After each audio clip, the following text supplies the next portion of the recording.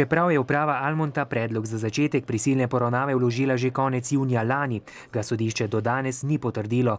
Podjetje ni moglo sodelovati na javnih razpisih, naročniki so izgubljali zaupanje. V tem času pa smo se toliko izčrpali finančno in primanjkovalo je naročil, tako da nismo mogli več nadaljevati po tej poti in čakati na odločitev sodišča.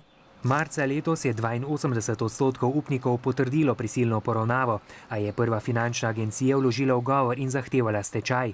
Sodišče je z odločitvijo o usodi podjetja odlašalo kar 3 mesece in naposled šele včeraj pritožbo upnice zavrnilo. Primer, ki ga navajate, da sodnica v 3 mesecih ni odločila o pritožbi, je nedopusten. A podjetje je že od petka v stečaju. Danes je vseh 100 delavcev prejelo odpovedi. Kot delavci imamo, bi rekel, slabe izkušnje s sodiščem in smo zelo nezadovoljni. Mislim, da pravne države pri nas več ni.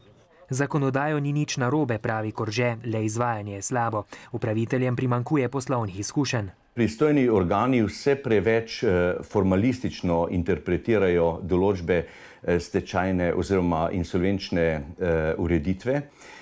Premalo imajo podjetniškega duha pri tej razlagi.